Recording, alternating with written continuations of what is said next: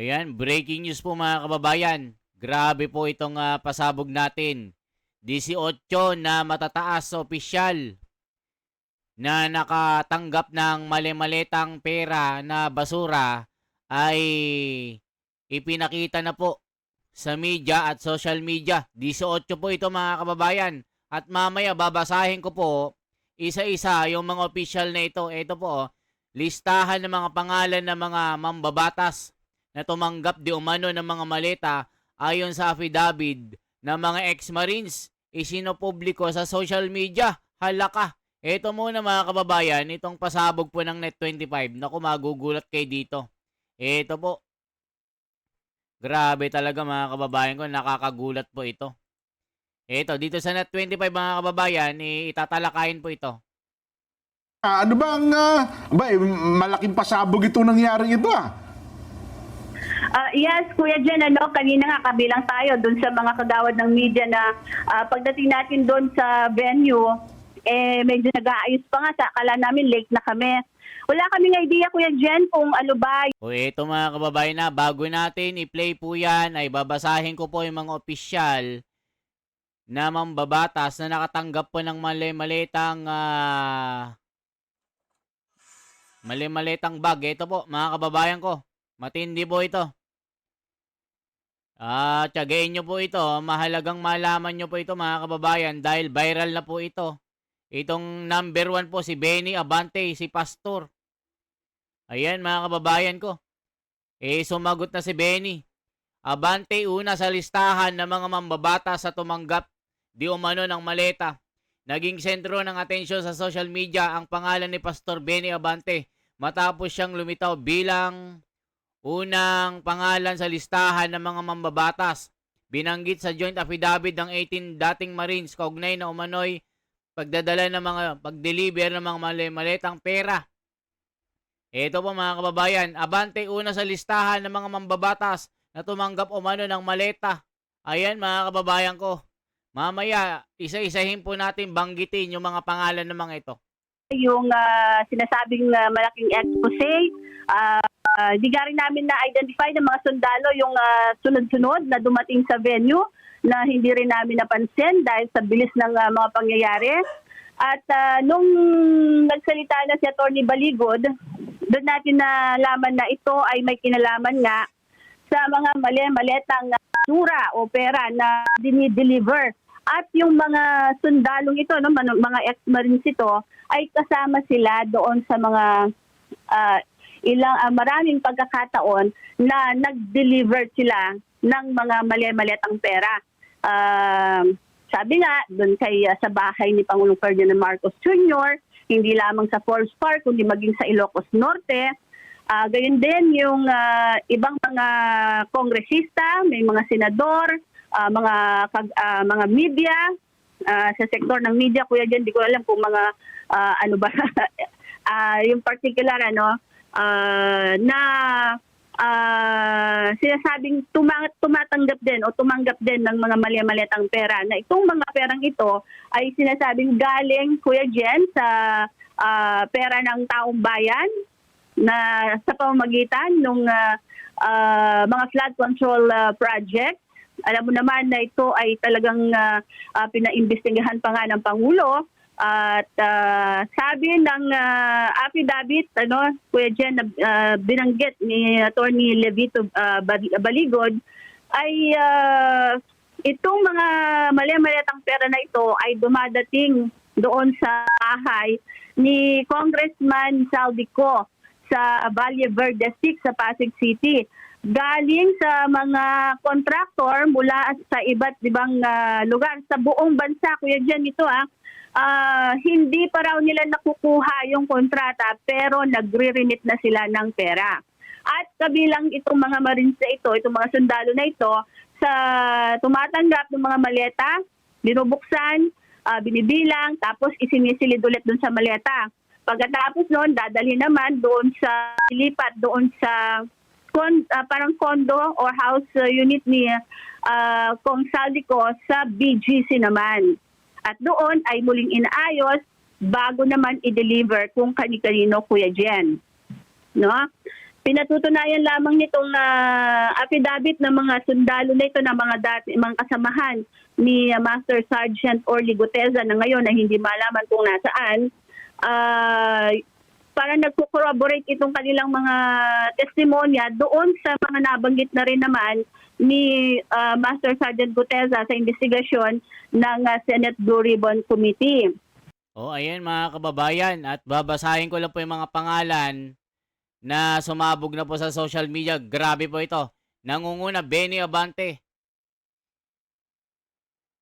Zia Adyong, Jose Alvarez, Jojo Ang, Julien Baronda, Ace Barbers, Ching Bernos, Arlene Brosas, Franz Castro, Joel Chua, Manix Dalipe, Laila de Lima, Dan Fernandez, Janet Garin, Dong Gonzales, Jay Kungkun, Jerbil Luistro, Raul Manuel, Sandro Marcos, Paolo Ortega, Joseph Paduano, Estela Kimbo, Martin Romualdez, JJ Suarez, Erwin Tulfo. Halaka. Kaya pala bending dalo ito. Kasama si Erwin Tulfo sa listahan. Halaka. Grabe talaga itong matatapang na Marines na ito yung kanilang sinumpaan na affidavit, mga kababayan. Sinumpaan po nila ito. Halaka.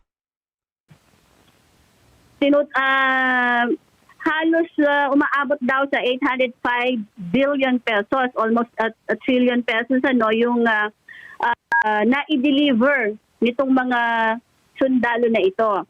Bukod dun sa issue nung pagde-deliver ng maleta sa halimbawa sa isang congressman, dineliver yung mga maleta. Ang ginagawa daw nito mga sundalo na ito, Kuya Jen, ay nagpipicture din sila. Pinipicturean din nila yung bahay, yung kabuuan ng bahay, kung kanino sila nag-deliver. Pati nga doon sa mga media operator, sabi nila. Ganon yung kanilang style. So, kaya may mga pinakita silang mga pictures kanina doon sa isinagawang press con, kung saan nakita pa nga sa background ng isang picture, nandoon si Master Sergeant Guteza na sinasabing parang pinalabas pang sinungaling daw ng kung sino may nagpapalit ng kanyang affidavit sa Department of Justice yata yun, na pinalabas pang sinungaling si Guteza at hindi kasama doon sa nag-deliver. Well, in fact, yung picture na yun magpapatunay na kasama siya at alam niya yung ganitong mga pagde-deliver ng maleta. Hindi lamang doon sa GC nila, kasi may GC itong mga ito, Kuya Jen Kung hindi man kasama yung isa, dalawa, or dalawa lang yung kasama doon sa delivery, nalalaman din ng iba dahil doon sa kanilang group chat. Bukod dyan sa issue na yan, Kuya Jen, ay lumabas din doon sa press con na hindi lang matataas na opisyal ng gobyerno mula sa Pangulo hanggang sa mga mambabatas, sa mga senador, mga personalidad, maging yung mga pumasok o pumuntang mga investigador ng International Court, Criminal Court o ICC dito sa Pilipinas ay kabilang din dun sa nakinabang dahil inutusan itong mga sundalo na magpapalit ng pera, parang peso dollar, palitan ng piso sa dolyar. Ayan, nasa $2 million yung halaga nung naipapalit nila. At yun, yung pondo ay binibigay kay dating Senator Antonio Trillanes na siya ang nagpapadala ng mga iimbestigahan itong mga ICC na ito. So, ibig sabihin, ang pera ay ginamit din ng gobyerno sa pamamagitan ni Saldico na nagbigay naman kay Trillanes, na sila naman ang gumastos ng lahat ng gastusin itong mga ICC investigators habang sila nandito sa Pinas. Ayan mga kababayan, pati pala itong si Trillanes po ay nag-asikase po sa mga ICC investigator na nag-iimbestiga sa mga biktima ng war on drugs. $2 million daw po ito, mga kababayan ko. Grabe ang gobyerno ni BBM, sabi ni Aida Tagilinaw. Nakakalungkot, tahimik, mainstream media marahil nakatanggap ng mali-malitang pera. Kaya lang ata mainstream media naglabas nitong breaking news. Naku po, Daming kalokohan talaga nitong si BBM Malaka. Eden Santos, ang babaeng journalist sa walang takot. Salute to you. God bless. Yan ang malaking expose ngayon. Ganun talaga, kailangan ng picture. Siyempre, pera yan. Lalamog nga, kailangan kapicturan. Kaya totoo talaga yan. Kasuhan ng mga congressman, halaka, mga kababayan ko. Matindi po ito. Yung kanilang hotel accommodation, yung kanilang condo, yung kanilang pagkain, mga sasakyan. Pero minsan daw hindi naman sila nakita sa government area or lugar, kundi sa mga private areas sila nagkikita-kita, Kuya Jen. At yung mga pinapadala ni Trillanes, yun yung mga kanilang iniimbestigahan or tinatanong, ini-interview doon sa kaso naman laban kay dating Pangulong Rodrigo Duterte. Bukod doon, lumabas din na itanong din natin sa press con na kung yung bang impeachment ay yung mga lumagdadaw doon ay tumanggap ng pera mula din sa mga maletang pinapadala nila from Saldico na bit-bit nitong mga sundalo na ito, Kuya Jen. I used to say, if I hear Ayan, mga kababayan ko, mga pasabog. Parang net 25 lang ang unang nagpasabog nito, mga kababayan.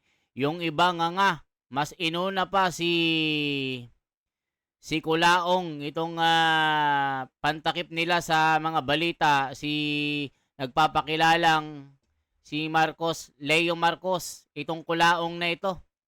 Pinahuli po, mga kababayan. Nako po. Hindi nila binalita ito. Net 25 lang yata ang nagpasabog nito. Grabe talaga. Tuloy pa natin.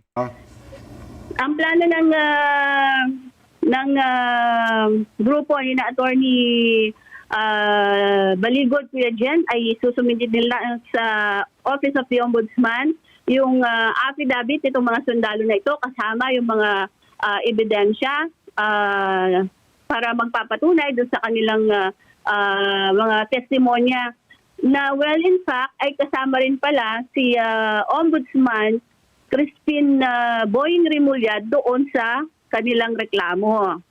Although tanong natin kung maasa ba sila na ito ay uusad sa Ombudsman, ang sabi ni Atty. Baligod, kahit na hopeful pa rin sila na baka kahit manipis na meron pa rin si Ombudsman Rimulya. But definitely yung kanilang pagsusumite doon process din yon na kung actionan man yon o hindi, at least nag-file sila at malalaman nila talaga kung itong si Ombudsman Rimulya ay gagawa ng aksyon dito sa kanilang isusumiting mga affidavit.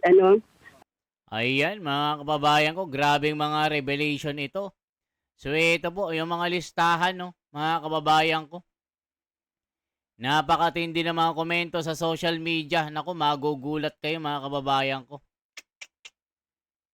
Nagulantang mga Pilipino sa listahang ito. Mga kababayan ko, ayan, no, kita nyo po. Hindi na tignan nyo, mga tangalista nagko-comment, hindi na paniniwalaan ng mamamayan yan. Diba ganyan din ang ginawa ni Gutesa, nagdala daw ng mali-malitang pera. Ay mga tangalista ito. Legit ba yan? Galing yan sa ang balita ngayon. Naku po, mga kababayan ko. Grabing balita ito. Matindi itong balitang ito, mga kababayan. Legit po ito. Halaka, matindi. Isang affidavit umano na nagmula sa mga dating miyembro ng Marines ang kumakalat ngayon sa social media na naglalaman ng mga listahan ng mga pangalan ng ilang mambabatas na sinasabing tumanggap ng maleta. Dahil dito muling umigting ang usapin hinggil sa transparency at pananagutan sa pamahalaan. Patuloy na inihintay ng publiko ang pahayag at paglilinaw mula sa mga sangkot upang mabigyan linaw ang mga aligasyon. Halaka, mga kababayan ko. Sabi ng iba dito, nako, grabe talaga. Nakakaano po ito, kakalulang mga balita ito. So yan po. Kung ano masasabi nyo dito, for transparency, for a better democracy, mabuhay po. Ako si The Wonders Philippines. Salamat sa inyong pag-like at pag-share at pag-subscribe sa ating YouTube channel. Mabuhay po.